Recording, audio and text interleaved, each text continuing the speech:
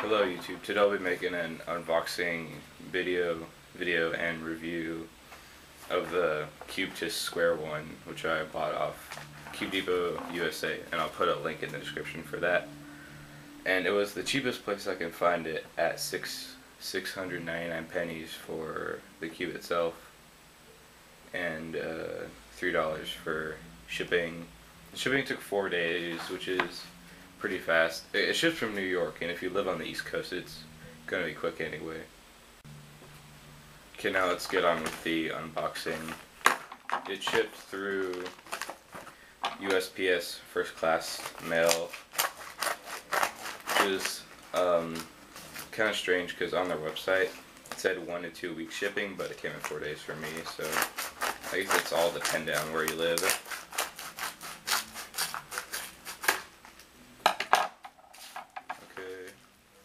Usually there's PayPal papers in here, but we have the cube itself. The box is a little damaged, but I just think that's because of transit.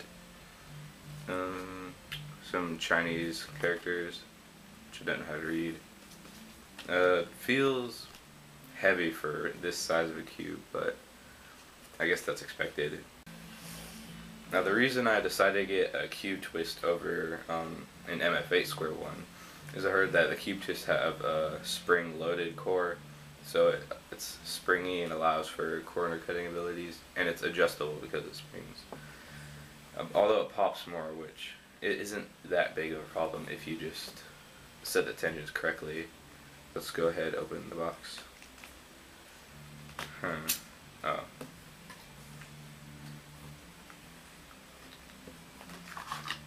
Here it is. There's a bit of dust on it. I'm gonna go wipe this off. Okay, so I got the white version of it. Okay, so when you get your cube, there may be some dust and particles on the stickers, but you can just use a paper towel to wipe that off. Okay, so one of the first things to notice about this is there's a cap on every single piece, every corner and every edge.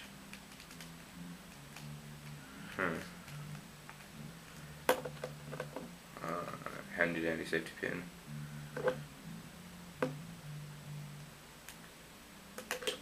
Okay, so the pieces are hollow and it shows the inner mechanism of the cube. And before we get any further, I'll do a brief look over the cube, compare it to a normal 3x3 for those who don't really know what a Square-1 is. So when you first look at it, you can sort of see the resemblance where you have corners and edges, but Square-1 has no centerpiece on it. And the pieces are triangular on the Square-1, and you only see a top, middle, and bottom layer, no R right or left or front or back faces. And one of the other differences is that on the Rubik's Cube, no matter any turns you do, no two edges can ever be right next to each other. There's always a corner next to an edge. But with one turn on the Square-1, you see we have two edges right next to each other. Oh, and that was the first turn, by the way. It's really smooth, actually, which I heard was a good thing about the cube twist Square-1.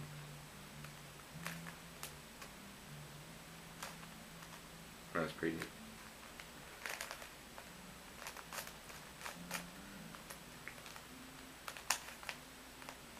So that's all that does. Okay, now let's get on to corner cutting and all that other stuff.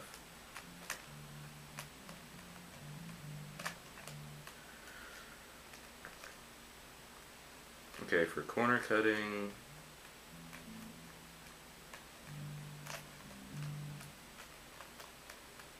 it's a pretty small amount. Yeah. It's a little stiff, but I'm going to be putting CRC lubricant in it. Okay, so I just put CRC silicone spray in my Square-1, and when I reassembled it, I put um, Lubix in the screw because it was loud and had that sound you typically hear from a screw. And one last thing I have to say is the sticker quality is really good. Like, none have shown any problems so far. Okay, now that I've done the preliminary review, I'm gonna be going on vacation soon, so I'll have all that time to look through this even more and get back to you when I'm done. Okay, so I'm back from vacation with Square-1, and I've had it about a week and a half now. Now, one thing I noticed is the cube pops, but I don't think that's because of how the cube is designed. I think it's just a user error. If you have it turned slightly like this, and try and turn the top layer, pops.